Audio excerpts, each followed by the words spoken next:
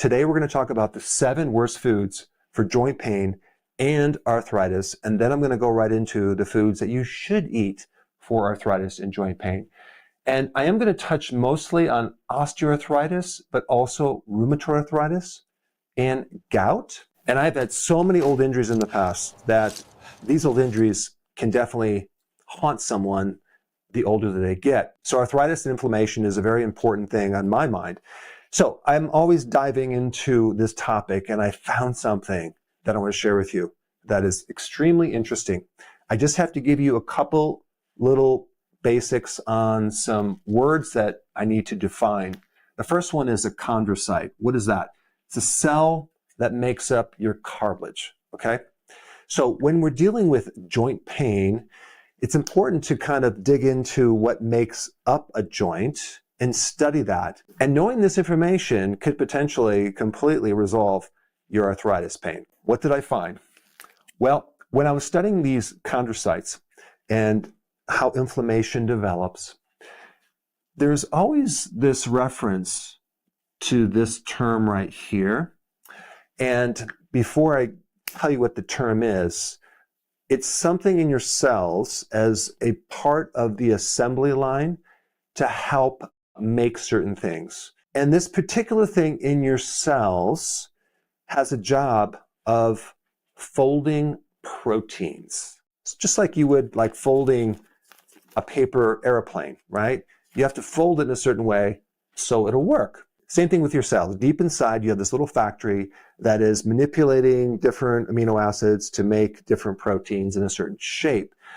And that thing is called you ready for this? Endoplasmic reticulum. It's a part of the factory in your cell that folds proteins so you can use them. It also has a function of storing calcium. And what was interesting to me is that you have a lot of different things that can happen in the cell. You have a lot of different parts, but they kept bringing up this particular part of that factory having stress that originates the cascade of inflammatory events even before mitochondrial damage. And I found that very, very interesting. All right, so just hang with me. There's a couple more pieces of this puzzle, but that's the first one. The second thing that I learned was even more mind-blowing, because in this chondrocyte, there happens to be receptors for bile salts. Now, wait a second, bile salts? That's in your gallbladder. Why do you have receptors for bile in your joints? That didn't make sense to me. I had to kind of go deeply into this for like an hour or two to really wrap my wits around it. But in summary, this is what I found. There's 2 types of bile. Okay, you have the bile that your liver makes that helps you digest fat, but you also have another bile called the secondary bile, not the primary, that your microbes help you make from your own bile. So basically, they're not actually making bile, they're just manipulating yours in a way that changes them to create other functions in the body that go way beyond just digestion, the digestion of fats. So in other words, there's other important functions of bile salt. And one function is acting as a potent anti-inflammatory in your joints. So apparently some of these bile salts get into your blood and they go to different parts of the body, like your joints, and help protect the joint. And they help reduce inflammation, which is very, very interesting. When I was in practice, I know when people had their gallbladders out or they had some antibiotic, they nearly always got some type of arthritis or joint pain. So it got the wheels spinning on that topic. But then I remembered TUDCA. What is TUDCA? TUDCA is a very specialized bile salt, and it's a supplement that people take. But I had no idea until I looked it up that one of the unique things about TUDCA is that it reduces this ER stress, this endoplasmic reticulum stress. As a very unique benefit, this bile salt reduces stress on the endoplasmic reticulum. And so now it started to make more sense that basically the bile is not just reducing inflammation, it's actually helping the factory that actually is repairing and maintaining and building your joints, because this is a real key part of that process. And so this connection of the bile is super important in protecting this part of the cell machinery, and also to keep the inflammation out of this right here. Because if something happens with that bile and you're deficient and you get more of this endoplasmic stress, then what happens as a cascade of events, you start getting mitochondrial stress, and now we have a breakdown of this whole apparatus. And also calcium is involved because apparently this little endoplasmic reticulum has another function of storing calcium. So you can imagine when we're talking about joints, we're also talking about preventing calcification. So that's just something new, a very foundational thing. I'm going to relate this to the worst foods for arthritis and then also the best foods, so you can then have enough of these from the diet and know how to control that and reduce your arthritis or inflammation in your joints. And maybe you've heard of the gut-brain axis, okay? Well, there's a gut-joint axis as well. And that's where I got the information from. I will share that in the link down below if you want to learn more about it. But apparently these bile salts are potent anti-inflammatory. And I'm talking about the bile salts that come from your own microbes making them. Wild. And just since we're on the topic of bile, I want to touch just more on this TUDCA, which is a different type of bile salt. It's actually bear bile, and they don't take it from bears anymore. They make it synthetically. This bile is very potent in shutting down inflammatory signaling molecules in arthritis, which is this right here. I don't want to give you more complex words. Just realize that TUDCA helps shut down inflammation very potently with all types of arthritis. Now let's touch on another key piece of the puzzle, which is vitamin K2. Maybe you've heard of vitamin K1, which has to do with clotting. And some people take a medication called warfarin, which blocks vitamin K1 so they don't clot as much.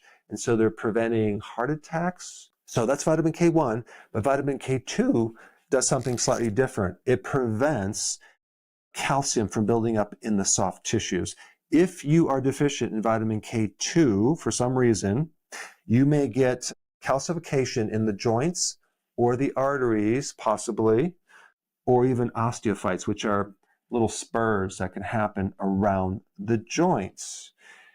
One interesting thing about people that are on warfarin, one of the side effects is not only the blocking of vitamin K1, but also the blocking of vitamin K2. It won't work. And this is why one of the side effects of warfarin is increased calcification of your soft tissues in the joints and in the arteries. I mean, it's pretty wild that you're taking warfarin for the heart with the side effect of having it create calcification in the blood vessels around the heart. Like, that doesn't make sense to me. But what you should know is vitamin K2 is in foods that are higher in fat. So when we get to the diet part, I'll explain more on that. But this is a really key vitamin to keep the calcium from building up in the joints and reducing inflammation. Now let's talk about RA, rheumatoid arthritis. This is an autoimmune disease where your own immune system is attacking itself. So we have these antibodies that are against our own joints, and that keeps the joint in a constant state of inflammation. I'm not going to give you any more new words with the immune system, but it's going to be an imbalance with these two little things right here. And all you need to know is there is a really important vitamin that helps to put the fire out and reduce inflammation, and that is vitamin D. But if you take regular amounts of vitamin D, it might not create a therapeutic effect. In fact, it's probably not going to be. You have to take larger amounts to create this therapeutic effect on the joints, but really you're creating it on the immune system, because rheumatoid arthritis is more of an immune problem than a joint problem, because there's a lot of different autoimmune diseases. Rheumatoid arthritis is just one of them, but it's a problem with the immune system. So as far as the amount of vitamin D you would have to take, I would take at least, at the very minimum, 20,000 IUs, but probably 30 or 40.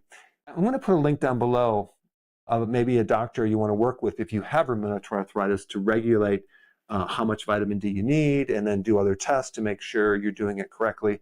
But when you're taking high doses of vitamin D3, you should also take magnesium and zinc and vitamin K2 because they all work together. But this will greatly reduce the inflammation in the joint. Whether you have rheumatoid arthritis or osteoarthritis, vitamin D is one of the best anti-inflammatories, especially for the knees and your lower back, actually in any joint. If you're deficient in vitamin D, your inflammatory signals go way up. Now, when you have arthritis or joint pain, there are things that are triggering it from food, like a food allergy. So we will be talking about that, some of the most common things in the foods. Also, there's advanced glycated end products. That comes from having glucose or sugar with a protein. Basically, when you do high carbs, you're going to get these, and that's going to create this sticky protein that's going to create inflammation. They have found in the joints this certain thing called biofilm, and there's microbes in the biofilm. It's kind of like this slime or this protective glue that has microbes in these little calcium shells, and so your immune system can't find these microbes. Well, guess what? They found that some of those microbes are related to your teeth. Yeah. So if you have an old root canal that's infected and somehow that infection is still there in your gums, and that sits in your gum for a period of time, and that can leak into your lymphatic system, into your blood, and it can go into the joints, and it can go into the arteries, and it can keep you arthritic. But the big new thing that I wanted to share with you today is this microbiome problem. Wow, the importance of your microbiome and your joints is way more significant than actually I thought. So it's something we're going to cover when we talk about the food right now. Okay, so we have the 7 foods that you want to avoid. Now, these are not necessarily just foods, they're ingredients in a lot of foods. The first one is emulsifiers. An emulsifier in a food is something that mixes things up in a way that is very blended. And so you'll see these emulsifiers, like one of them is polysorbate 80. Okay, you'll see these in frozen desserts, creamy dressings, and what they do is they really mess up the microbiome. You remember the microbiome that actually helps you make those bile salts that you need for your joints? Well, there's a high correlation between eating these foods and consuming this and having inflammation in the joints. And I wanted to just point that out and make you aware of that. Let's go to number 2, low-fat soy protein powder. If you look at some of these protein bars, sometimes they'll use soy isolate protein. It's very low fat. It's an industrial protein. And I do know a lot of people who use that protein end up with achy joints, arthritis. Why? Well, because it interferes with the liver. When you don't consume animal protein, and you get your protein from things like soy protein or plant-based protein, you're going to get a very low amount of taurine, if any taurine. Taurine is needed to make bile. Okay, so that's one thing that is missing in a vegan diet is taurine. You don't have the primary thing that stimulates the production of bile and the contraction of the gallbladder. You need fat for that. And so people on a low-fat diet, they end up with a deficiency of bile, which can then end up with a problem with arthritis. Now, there could also be residues of hexane, which is a solvent in this soy protein. Now, some people will say, oh, it evaporates, it's not there. But there's no one supervising or regulating that right now, unfortunately. But so it may be there, it may not be there, we don't know. And like I said before, we're not going to get the bile stimulation. Instead, we're going to get this thing that's going to create more inflammation in the area of the liver and the digestive tract, which is going to interfere with the microbes. Number 3, refined seed oils. I want to explain something.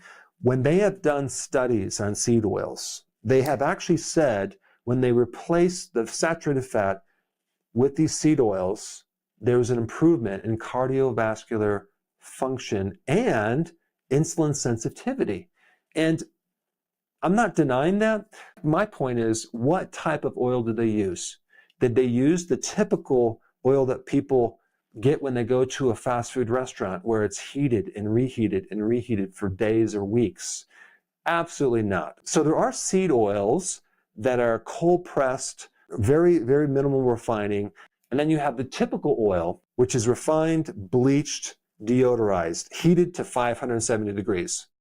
When you heat those oils, you create byproducts called aldehydes, which create a lot of damage in the joint and in the arteries and also in your mitochondria and in the cells that regulate insulin. So yeah, you can hypothetically say that these oils are fine, but what about the complete picture? What about the byproducts that are created from the heat and the reheating, as well as the aldehydes that are created once these seed oils are embedded into your membranes?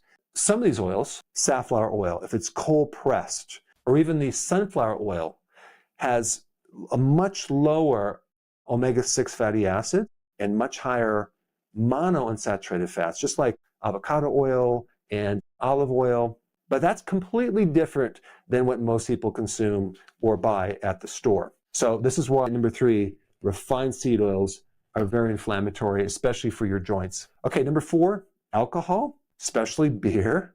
So beer will turn into something called purines, which then can create problems with gout, and it can create inflammation in the joint. Beer also has carbohydrates, so it's going to create a spike in blood sugar and create inflammation. And it's not just the beer that will create problems with arthritis, the wine and hard liquor, because it messes with your liver, and anything that destroys the liver will cause arthritis, unfortunately. Number 5, casein A1 protein, okay, A1. A2 is less of a problem, but the commercial milk that they sell with A1 is the one that a lot of people have a problem with, and especially if it's condensed into these two things right here, sodium caseinate and calcium caseinate. These are like super concentrated casein A1 protein that is going to flare up your joints, and it's in a lot of the bars. It's a very cheap protein they use that comes from China. So you have that. You also have a concentrated casein A1 protein in cheese, like the American cheese. So you want to avoid these casein conventional powders that they have. They actually put it in infant formula. Probably why children develop allergies to milk, right? Not good. If you're going to do milk protein, it's the A2. If you do sheep cheese or goat's cheese or even cow's milk cheese, you can actually find it A2. It's much, much better. But the conventional milk with A1 protein is from grain-fed cows, not grass-fed cows. And if we also compare milk to cheese, like cheese is going to be way more concentrated in that protein, so you'll probably have more of a reaction to cheese than you would milk. All right, number 6, modern wheat compared to some of the ancient grains. You know, I do a lot of videos on wheat, and yes, it's a refined wheat product that'll spike your blood sugars because the carbohydrate in there is a super high glycemic starch called amylopectin A, which not only will spike your blood sugars higher than sugar, it's also highly inflammatory. That's one thing. You also have this WGA, wheat germ agglutinin. That is something that is almost as inflammatory as gluten. It's a type of chemical that attaches to your gut wall and it can create leaky gut. And then we have glyphosate, right? Now, most wheat is not GMO, but they still spray this herbicide, glyphosate, as a drying agent. And you're getting like a lot more of it that way. And if you're exposed to this, not only is this going to affect your microbiome, but it is connected to inflammation. And then we get gluten. Gluten is another protein that humans have a difficult time digesting. The byproducts from gluten can give a opioid-like effect, which kind of numbs the area initially, and then all of a sudden you end up with pain that's delayed. There's just a lot of issues with gluten and arthritis and gluten and inflammation, gluten and thyroid problems. And then of course we have high fructose corn syrup. This is not just sugar. This is an industrial type of synthetic sugar that's higher in fructose that has been known to create a lot of inflammation in your liver and insulin resistance in your liver, which is going to create inflammation directly and indirectly. So there's really no turn-off switch. So people can drink a lot of it without kind of being satisfied. So it's very, very dangerous. So these are the foods to avoid. Let's talk about the foods to eat. Fermented foods. Why? Because when you eat sauerkraut, kefir, Bulgarian yogurt, you are going to build up the microbes that help you make these secondary bile salts. And these secondary bile salts are potent anti-inflammatories in your joints. Second one is healthy fats. Olive oil, avocado oil, fish oils, but also animal fats that are grass-fed are also very healthy. And so is grass-fed butter and grass-fed cheese. Number 3, anything with high amounts of vitamin D3, there's salmon, cod liver, and cod liver oil. But typically you want to get as much sun as you can, but that's not food. So then some people in the winter take it as a supplement. But when we're talking about arthritis, you're going to have to take the therapeutic dosage of vitamin D at the very minimum 60, but shoot for 70 or even 80, or sometimes even a little bit more, depending on what type of condition you have. If you have also an autoimmune problem, you need it high because that's when the magic starts happening with inflammation. Also, make sure you take vitamin K2 and magnesium to offset any problems with that. Of course, omega-3 is going to be in the fish, cod liver oil, very important. And then also the sulfur foods, onions and garlic and cruciferous vegetables, very high in sulfur because the joints like sulfur. And then, of course, just make sure you have enough collagen from bone broth because part of that joint is collagen. And if you're just eating, regular meat like hamburger or steak, that has a small percentage of collagen. If we take a look at our body and look at how much protein we have, and then we look at how much collagen we have, we need at least 30% of that food collagen. But when you look at a steak, it's only like maybe 2 or 3 or 4, maybe 5% collagen, because people like tender steaks, right? They're not consuming this grass-fed, grass-finished steak that's really hard to eat because you're chewing it all the time. But that's because of the collagen. You might have to get your collagen another way. I already talked about vitamin D, K2, magnesium. I want to just mention, keep your iron low because too much iron can create arthritis. Iron is one of those minerals that it's very hard to get out of the body once you get it in there. So like cooking with an iron skillet is not good. Taking iron supplements is not good, especially if you're not menstruating. If you're a man and you have too much iron, chances are you're going to have a lot of inflammation. And then TUDCA, I want to just mention that because that's a really good remedy for arthritis. And now you know why. It's something to help that endoplasmic reticulum stress, as well as protecting the cartilage in the joint. And because TUDCA is such a fascinating compound, if you really want to understand all the things it does, you want to see this video right here. Check it out.